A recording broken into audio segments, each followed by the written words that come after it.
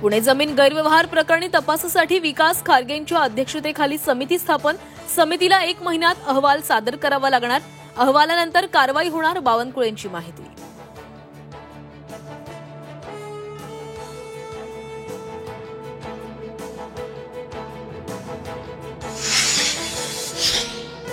जो काही व्यवहार झालेला होता तो कॅन्सल करण्यात आलेला आहे.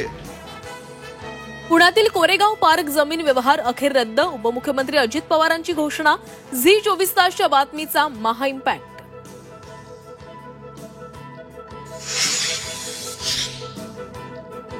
सरकार कुणालाही पाठीशी घालणार नाही. अहवालात जो दोषी आढळेल त्याच्यावर कडक कारवाई करणार. जमीन गैरव्यवहारावर मुख्यमंत्री देवेंद्र फडणवीसांची स्पष्टोक्ती.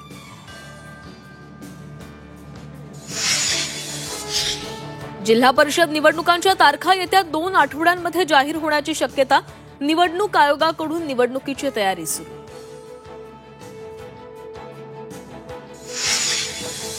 सिंधुदुर्गात नगरपालिका निवडणुकीसाठी दोन्ही शिवसेना एकत्र येण्याची शक्यता. राणे कुटुंबाचं वर्चस्व मोडून काढण्यासाठी नव्या समीकरणाचे संकेत. स्थानिक नेत्यांनी वरिष्ठांना प्रस्ताव पाठवला.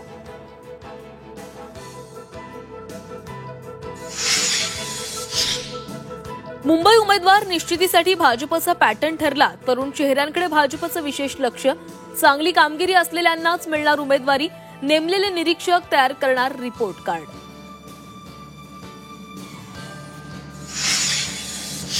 रुपाली ठोंबरेंना चाकणकरांवरील टीका भोवली. ठोंबरेंना पक्षाकडून शिस्तभंगाची नोटीस. 7 दिवसात उत्तर मागवलं. कर्जबाजारी व्हायचं आणि कर्जमाफीची मागणी करायची. कर्जमाफीवरून विखेंचं वादग्रस्त विधान. चूक लक्षात आल्यावर विखेंची सारवासारव.